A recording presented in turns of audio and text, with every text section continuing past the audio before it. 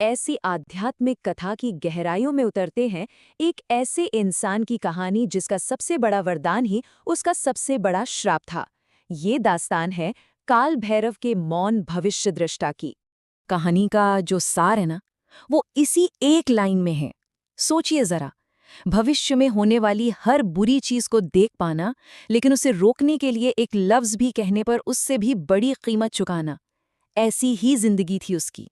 अच्छा, तो कहानी के पहले हिस्से में हम ये देखेंगे कि आखिर उसे ये शक्ति मिली कैसे और उसकी इतनी भयानक कीमत क्या थी। मतलब एक वरदान शाप में कैसे बदल गया। कहानी शुरू होती है एक गांव से, जहां एक बच्चे का जन्म होता है। लेकिन ये कोई आम बच्चा नहीं था। वो आने वाले खतरों को पहले ही देख लेता था। जैसे बचपन में ही उसने अपने पिता को खेत में जाने से मना किया, बोला कि सांप काट लेगा, और हुआ भी बिल्कुल वही। इस श्राप का एक बड़ा ही क्रूर नियम था। पहले उसे आने वाली कोई अनहोनी दिखाई देती, फिर अगर वो किसी को बचाने के लिए कुछ बोल देता तो नतीजा और भी भयानक होता था। उसे खुद उससे भी बड़ी सजा मिलती थी। और इसी श्राप के चलते जब उसने अपनी माँ को बचाने की कोशिश की तो उसकी माँ भी नहीं रही। जरा सोचिए उस बच्चे पर क्या बीती होगी। माता पिता की मौत के बाद गांव वालों ने उसे अपशकुनी मानकर गांव से ही निकाल दिया। वो बिल्कुल अकेला रह गया। और यहीं से भविष्य दृष्टा के जीवन का दूसरा दौर शुरू होता है। सालों की भटकन और खामोश पीड़ा से भरा हुआ दौर। ये जो टाइमलाइन है ना, ये उसके दर्द भरे सफर को दिखाती है। बचपन में सब कुछ खोया, गांव से निकाला गया, और फिर सालों तक एक साधु की तरह भटकता रहा। लोग उसे ढूंगी समझते, पत्थर मारते, पर वो खामोशी से सब सहता रहा। जब तक उसकी मुलाकात एक रहस्यमयी अघोरी से नहीं हुई। उसी अघोरी ने उसे उम्मीद की एक छोटी सी किरण दिखाई। उसने एक भविष्यवाणी की, एक पहेली जैसी बात कही जो भविष्य दृष्टा के जीवन का इकलौता सहारा बन गई कि एक निर्मल आत्मा ही उसे इस श्राप से मुक्ति दिला सकती है। और फिर कहानी में एक बहुत बड़ा मोड़ आता है। भविष्य दृष्टा की उस निर्मल आत्मा से मुलाकात होती है जिसका उसे सालों से इंतजार था। सालों बाद पहली बार उसे एक ऐसा दृश्य दिखा जो डरावना नहीं था। उसे एक छोटी लड़की दिखाई दी, नाम था गौरी, जिसके हाथ में एक दिया था, जिसकी लौ तेज हवा में भी एकदम स्थिर थी। ये नज़ारा उसके मन में डर की जगह एक अजीब सी शांति ले आया। और देखिए, गौरी का उसके जीवन पर कितना गहरा असर हुआ। गौरी पहली इंसान थी जिसने उसकी शक्ति को नहीं बल्कि उसके दर्द को समझा था। उसके आने से पहले जिंदगी में सिर्फ अकेलापन और निराशा थी, और उसके आने के बाद उम्मीद और एक मकसद। अब हम कहानी के क्लाइमैक्स पर पहुंचते हैं। एक ऐसा पॉइंट जहां भविष्य दृष्टा को एक ऐसा फैसला करना था जो या तो उसकी नई नई मिली उम्मीद को बचाएगा या फिर उसे अपनी दर्दनाक खामोशी में वापस धकेल देगा।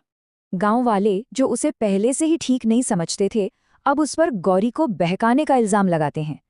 उनका डर और गलतफहमी गुस्से में बदल जाती है और वो एक भीड़ बनकर उन पर हमला करने आ जाते हैं।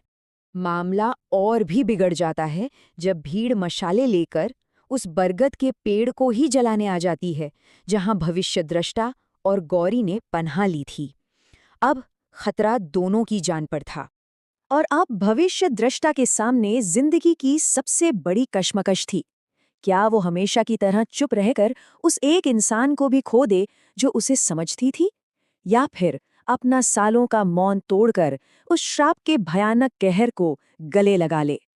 और उस फैसले की घड़ी में वो गौरी को बचाने के लिए एक शब्द के साथ अपनी बरसों की खामोशी तोड़ देता है, रुको। इस एक शब्द की कीमत बहुत भारी होने वाली थी, पर उसने अपनी मर्जी से इसका नतीजा स्वीकार कर लिया। इस बलिदान के बाद उनकी आखिरी परीक्षा बाकी थी। एक रहस्यमयी काल भैरव मंदिर में भविष्य दृष्टा का वो श्राप जो अब तक महसूस होता था, अब एक असली लोहे की जंजीर बनकर सामने आ जाता है, और अब इसे तोड़ना ही था। और फिर आता है कहानी का सबसे रोमांचक हिस्सा। गौरी अपनी पूरी हिम्मत से उस जंजीर का सामना करती है। एक भयंकर तूफान उठता है, और उसी तूफान के बीच गौरी की मासूमियत और साहस से वो लोहे की जंजीर टूट जाती है और भविष्य दृष्टा हमेशा के लिए आजाद हो जाता है। चलिए, अब इस कहानी के आखिरी हिस्से पर आते हैं, श्राप से आज़ाद होने के बाद भविष्य दृष्टा की जिंदगी कैसे पूरी तरह बदल जाती है और उसे अपने जीवन का असली मकसद कैसे मिलता है। ये जो फर्क है ना, ये साफ साफ दिखाता है कि उसके वजूद में कितना बड़ा बदलाव आया। जो तोहफा एक श्राप था, वो अब वरदान बन गया। जो आवाज दर्द की वजह थी, वो अब लोगों को रास्ता दिखाने का जरिया बन गई। और जो जिंदगी अकेलेपन में कट रही थी, वो अब समाज के बीच थी। उसका मकसद ही बदल गया।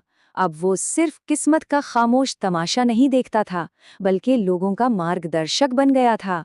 वो अपनी शक्ति का इस्तेमाल लोगों को अनहोनी से बचाने और सही राह दिखाने के लिए करने लगा।